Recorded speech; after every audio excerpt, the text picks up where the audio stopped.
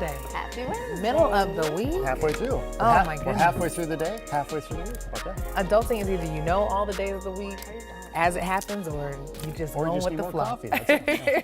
Hey, thank you all for joining with us at KARE 11 News at noon and going with the flow with us. It's a beautiful day outside. And of course, we can look forward to this weather sticking around. But first, this is also day 3 of the Republican National Convention. Cece, what's on the itinerary? Yeah, today we're expecting to hear more calls for unity among the party. Plus, I've got a look at a push to win over those undecided voters. Very important. And of course, the weather.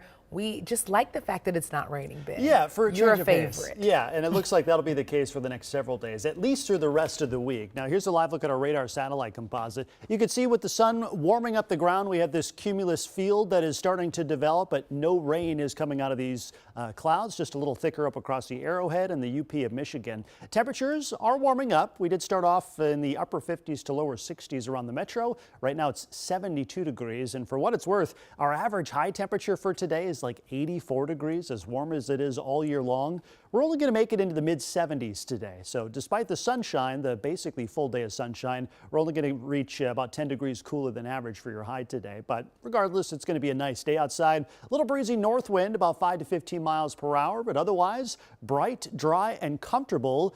Today's about as cool as your forecast gets. Do expect a gradual warming trend. We'll be back in the lower 80s by the weekend, and we are tracking some smaller chances for showers late in the weekend and early next week. We'll time those out and get you our full forecast just ahead, Alexis. Ben, thank you. And taking a live look at Milwaukee, where Republicans are meeting again today for the RNC. We expect to hear from former President Trump's running mate in just a few hours. And of course, Cece, we're checking in with you because trying to understand what the goal is for today. Yeah, like we really mentioned earlier, unity really seems to be the theme at the RNC this week.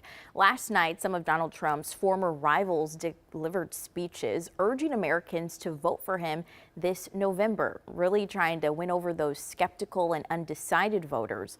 Also on the agenda last night talks about law enforcement, crime, immigration. Tonight, day 3, they're going to shift to issues like national security and foreign policy. Also tonight, Trump's running mate, U.S. Senator J.D. Vance from Ohio, is going to speak. We expect Vance to talk about his background, the way he grew up.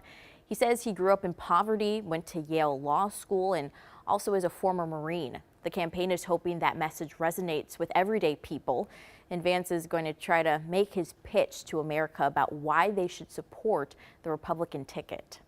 I think the American people are going to love J.D. Vance and his story. I think they're going to be able to see him as someone who can understand the struggles that hardworking Americans go through every day. He'll be a very important counselor and advisor to President Trump. Stick around. Coming up in about 30 minutes, we'll tell you more about J.D. Vance, look into his history in politics, and lay out how he would fit into a second Trump administration. Plus, we'll have reaction from Democrats. Cece, thank you. In the last 24 hours, several of Trump's former rivals pledged their support for the former president. Also taking the mic, Minnesota Congressman and House Majority Whip Tom Emmer. In his speech, Emmer touted Republican accomplishments over the last 4 years and pushed for Trump to win in November.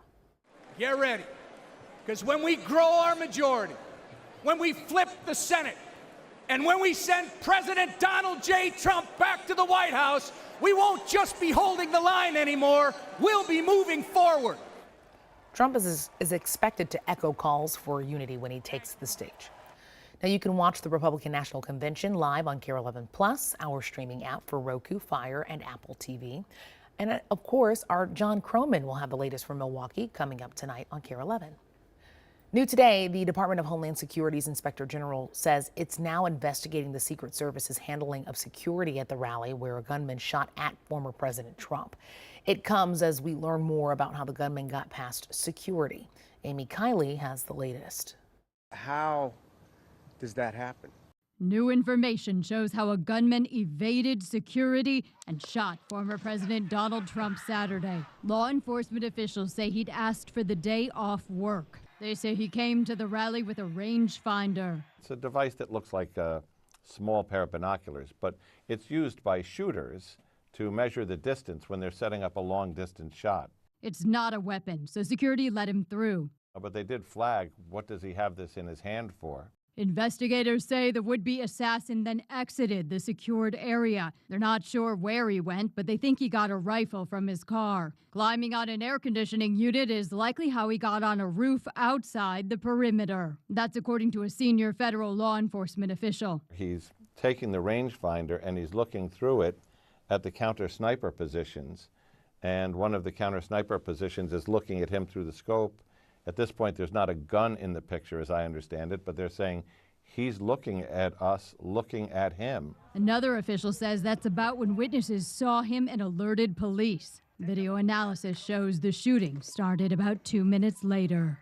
I went there to have a nice time with my family, and then the unthinkable happened due to a complete breach and lapse of security. I'm Amy Kiley reporting.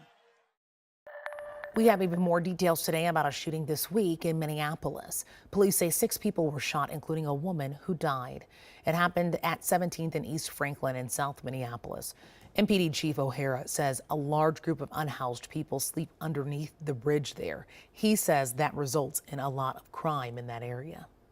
We know very well that the police are not the answer to the unhoused problem. We're not going to arrest our way out of it. We need the area to be safe for those in the community that live there. And according to MPD, within a couple of blocks of these camps this year, there have been 2 homicides, 8 shootings, 28 aggravated assaults, 17 robberies, and 71 ShotSpotter calls. So far, they still don't have a suspect in this latest shooting. A change could be coming to those who carry handguns publicly here in Minnesota. In the last 24 hours, a federal appeals court declared the state's ban on 18 to 20-year-olds carrying handguns publicly unconstitutional. The decision says the law put in place in 2003 violates a person's 2nd and 14th Amendment rights.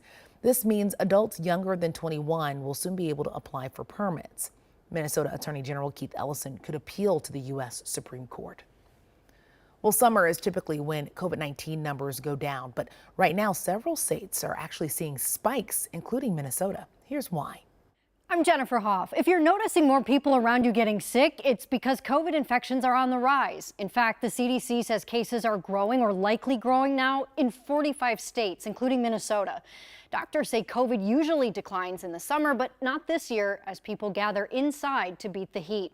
3 new variants are driving the surge, and while the symptoms aren't as severe, doctors say they are better at evading vaccines. So they recommend just waiting to get a new one until this fall, unless you're over 65 or immunocompromised, and do it now. Well, the public swimming beach on Crystal Lake in Burnsville is closed because of high levels of E. coli. Safety officials say the beach will reopen when testing shows levels have returned to a safe metric. The bacteria can occur naturally in the environment, but high levels of E. coli can also be caused by hot weather. The Minneapolis Parks and Rec Board continues to negotiate with union workers, but they're still far apart in certain items. The 2 sides have negotiated nearly 20 hours or so far this week. The union says it's essentially settled on wages, but they're pushing back on language that would weaken their power moving forward. They're also accusing the park board of walking away from the table. We're just talking about basic fairness in the workplace. And these demands would do irreparable harm to workers, and they deserve better. The park board says the union's demands are still beyond what they can handle financially. Union reps say they'll stay on strike until there's a new deal. In just a few hours, you can meet with St. Paul leaders to share your thoughts on the Downtown Improvement District. The expansion will cover all of downtown, implementing a safe and clean program. Today's discussion will be on service charges for property owners. The public hearing will be during the City Council meeting at 3:30. I got some updates on our business news. There's less than 14 hours left of Amazon Prime Day, and as things start to ship out, you've got to look inside one of the facilities. We've been preparing for this for months now. Hired a ton of associates. We've been practicing, and now it's the day. So energy level's high, associates are pumped up, and we're excited to deliver a ton of packages for our customers today. They're always there bright and early. And here's a reminder of where you can find the deals. At the top of the website, there is a tab for the Prime Day deals. Some are on sale throughout the day, others for a limited time. You can also track the availability of some of the items. The day ends at 2 a.m. our time. Well, Uber is becoming more transparent about its services. A new feature from the company will show riders the average wait time and price for a ride in more than 10,000 cities and all local airports. Here in Minneapolis, for example, the average cost is $17 to $38 for a ride with a 6 to 11 minute wait. Uber says they want to make it easier for people to plan ahead on trips. Well, we've got some Vikings news today. A new player will be added to the Ring of Honor this upcoming season. Former cornerback Bobby Bryant is having his name immortalized in U.S. Bank Stadium. Bryant played a key role in the team's Super Bowl seasons. Owner Ziggy Wilf said that he had a knack for making big plays and was a natural leader. Bryant spent 14 seasons with the team from 1967 to 1980. He will be added in a ceremony during Legends Week when the Vikings play the Texans on September 22nd.